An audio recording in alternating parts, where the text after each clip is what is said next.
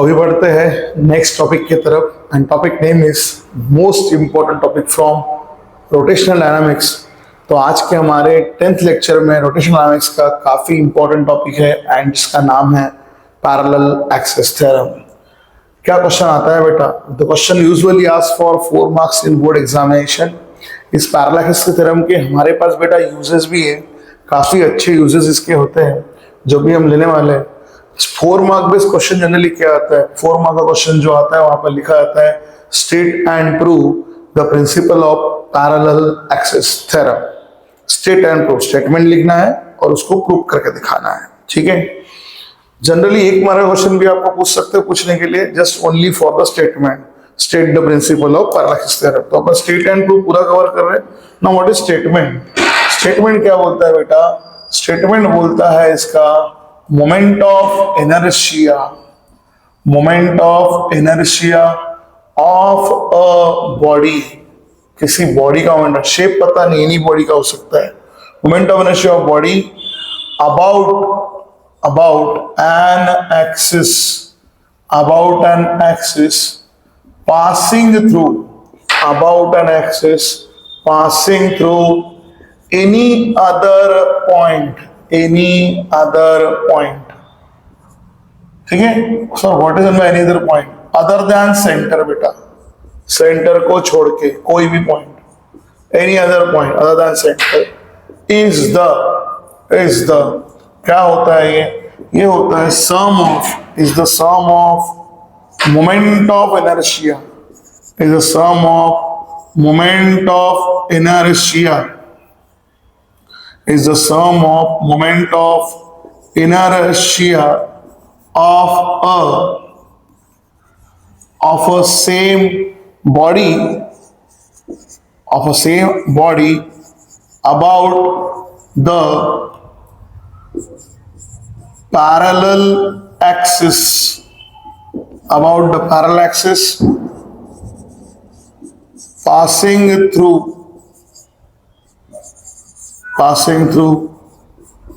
center and product of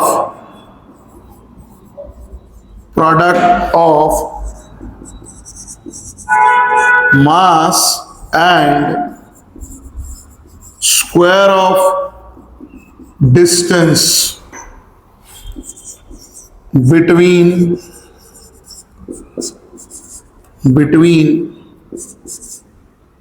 two parallel axes. That's what the statement. इसके according बेटा हम एक डायग्राम बनाने जाते हैं और आपको ये भी समझाते हैं कि एज पर दिस थ्योरम हमें क्या प्रूव करना है,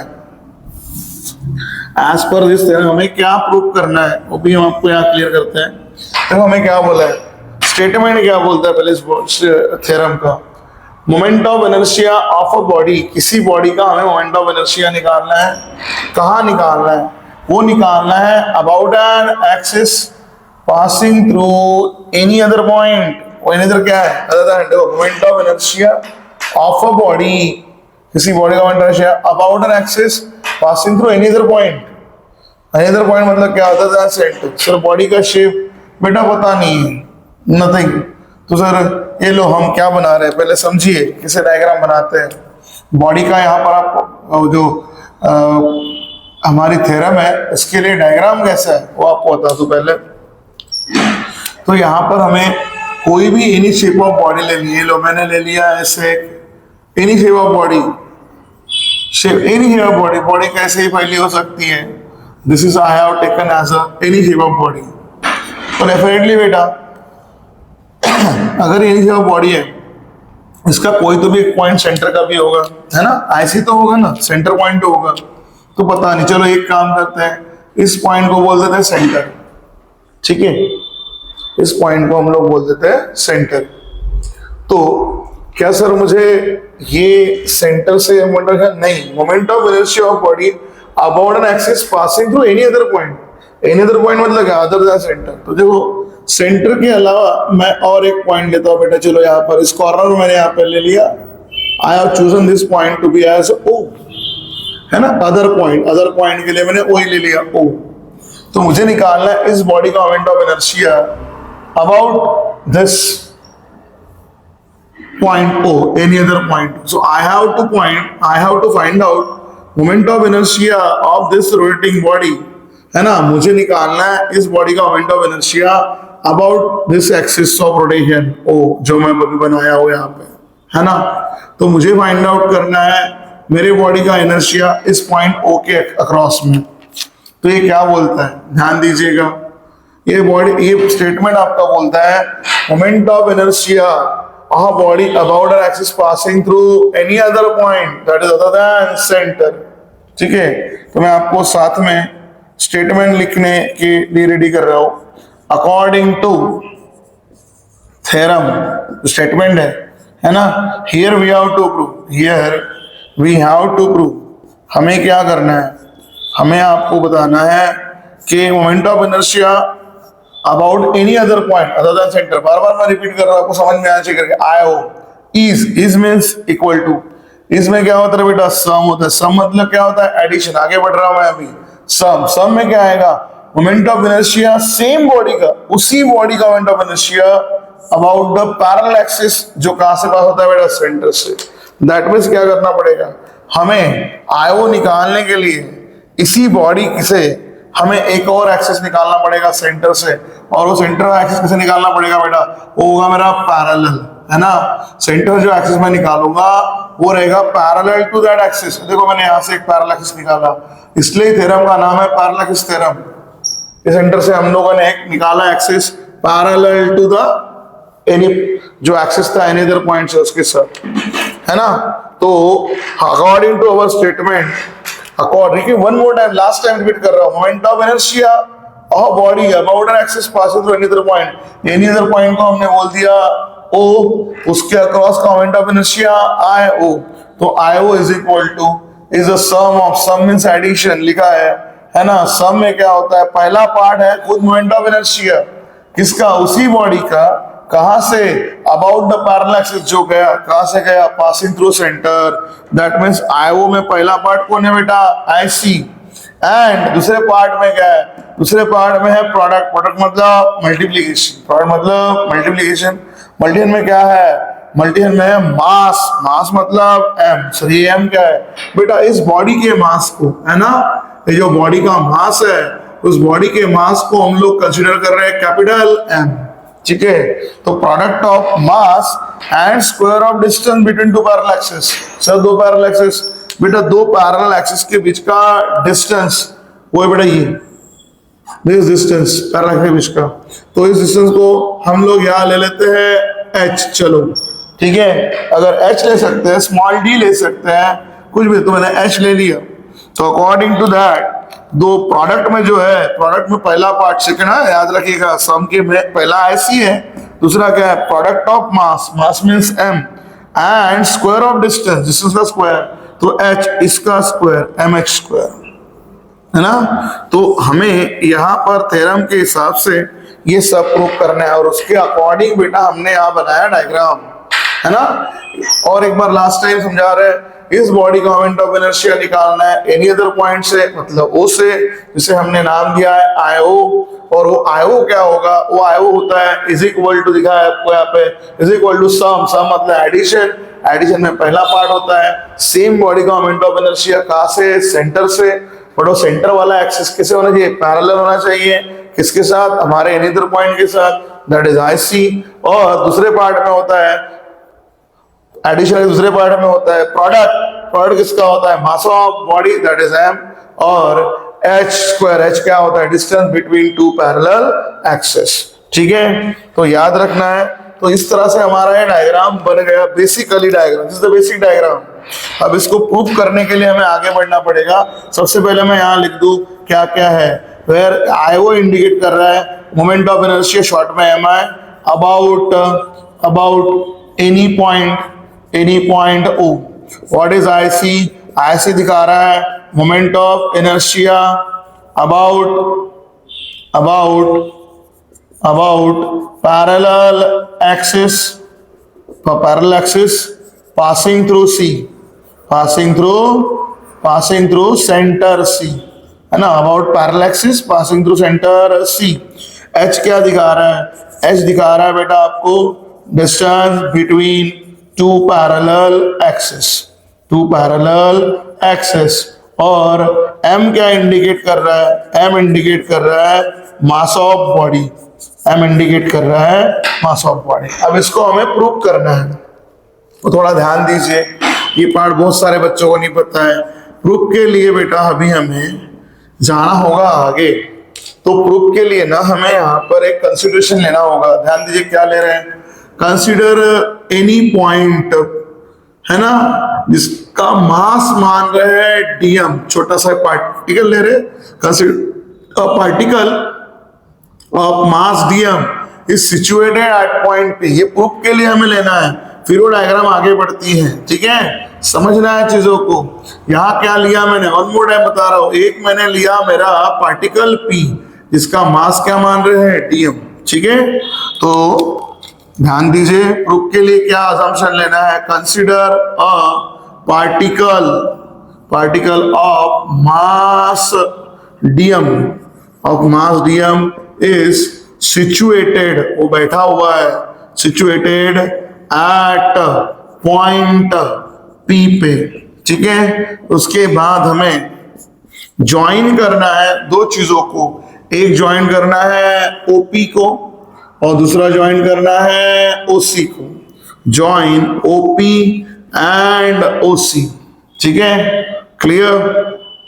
ज्वाइन ओपी एंड ओसी। इसके बाद बेटा अभी इंपॉर्टेंट सा एक पॉइंट है, जहां हमारे डायग्राम में फिर बाद में से गलती हो जाती है कुछ बच्चों से, वो ध्यान देना है।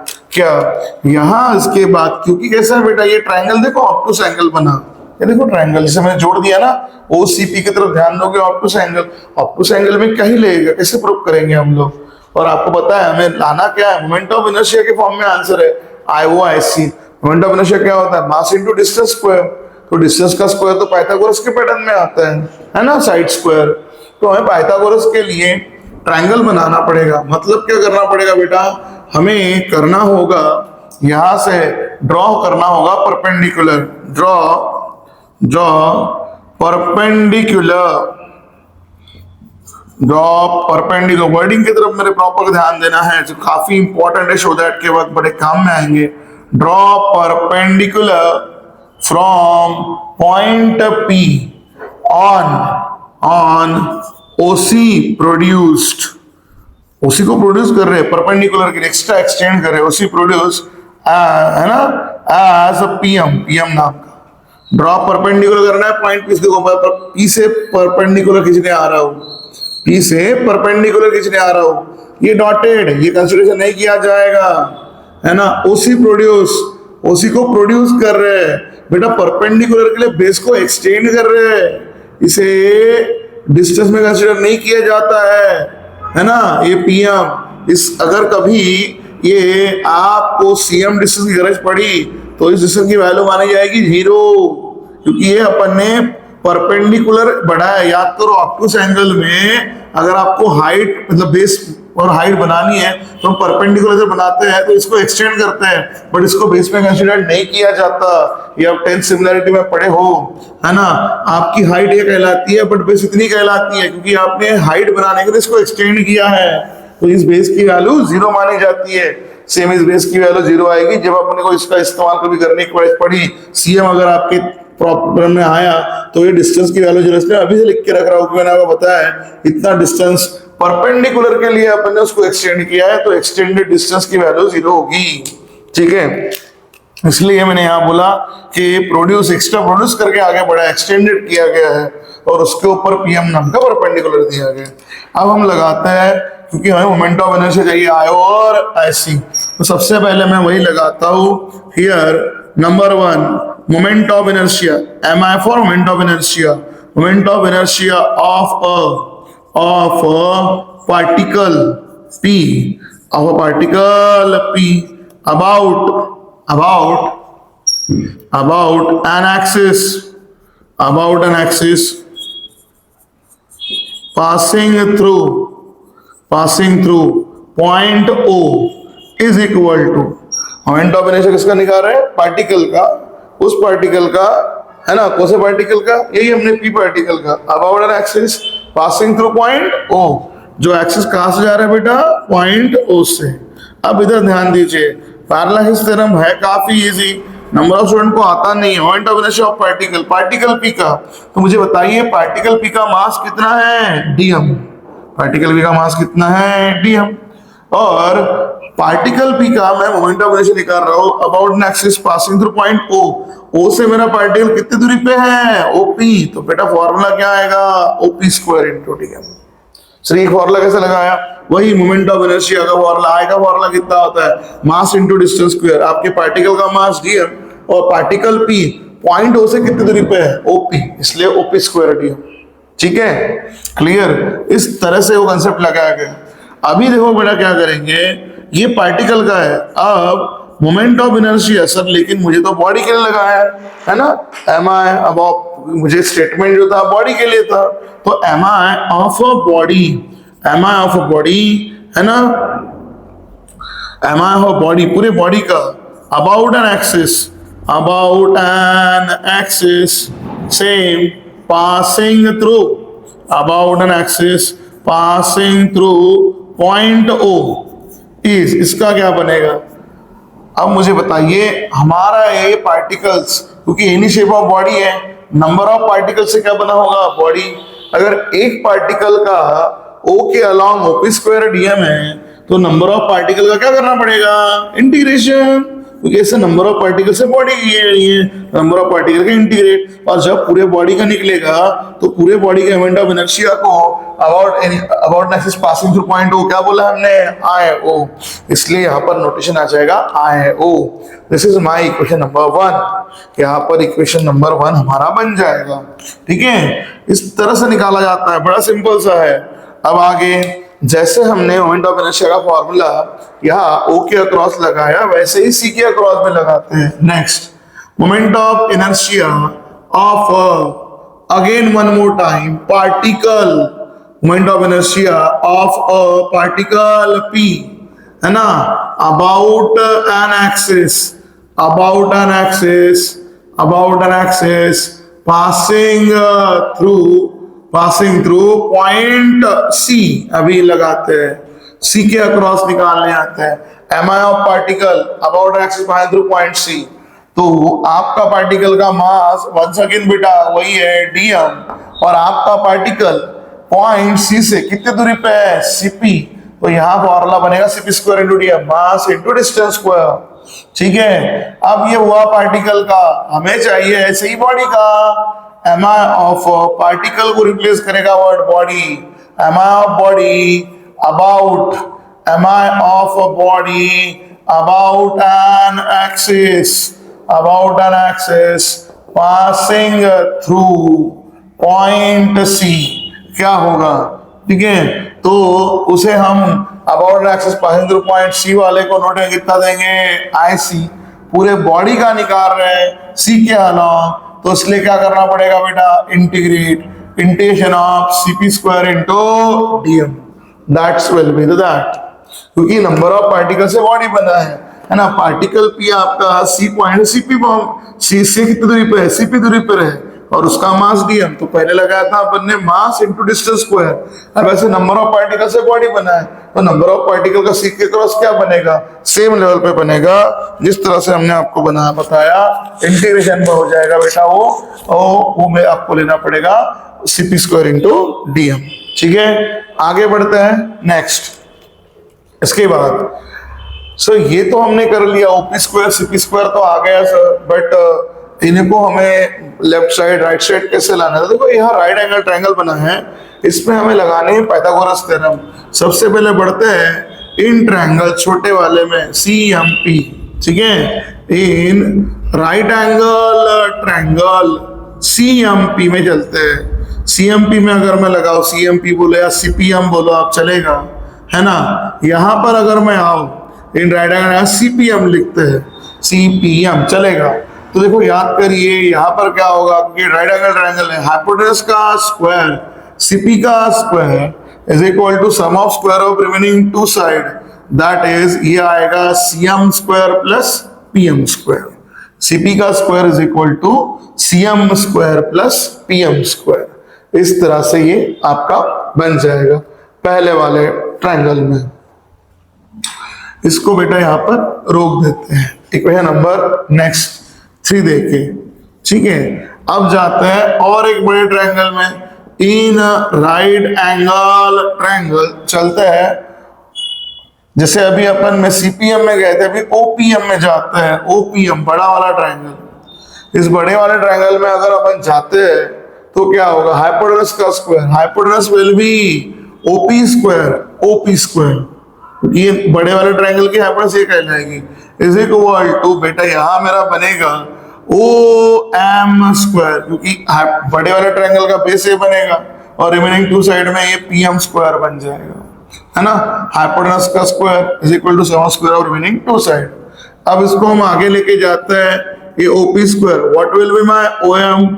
ओएम फिगर में मुझे कितना दिख रहा है, OM becomes OC plus CM, तो ओएम को हम रिप्लेस करेंगे OC plus CM the whole square से और प्लस चलेंगे पीएम स्क्वायर से, ठीक है। वन मोर टाइम, बड़े ट्रायंगल में हम लगाने गए, बड़े ट्रायंगल का हाइपोटेनस ये बनेगा OP is equal to sum of square of any 2 side, that is OM plus CM। OM में 2 चीजें आती है, OC और CM, तो A प्लस B का होल स्क्वायर यहाँ लगेगा। A प्लस B का होल स्क्वायर के फॉर्मूले आपसे A स्क्वायर मतलब OC square plus twice OC into लगेगा बेटा CM और प्लस B स्क्वायर, देखो A प्लस B का होल स्क्वायर लगा रहे हैं, OC का square twice OC into CM plus apply करते हैं CM स्क्वायर, है ना, प्लस पीएम स्क्वायर जो पीछे वाली टर्म थी। तो therefore ओपी स्क्वायर का फॉर्मूला बना हमारा इतना।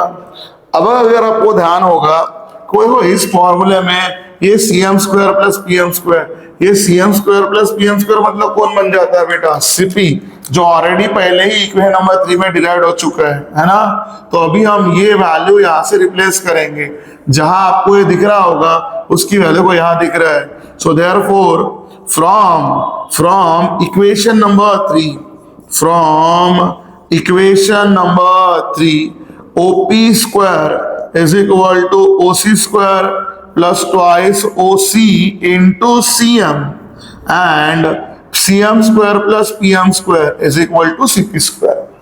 इसमें हमने क्यों लगाया, क्योंकि देखो बेटा आपको ना लेफ्ट साइड में आईओ चाहिए था। आईओ में अभी अपन ने देखा आईओ, इधर देखो आईओ में कौन आता है, ओपी स्क्वायर, देखो बराबर लेफ्ट साइड में ओपी स्क्वायर आ चुका है।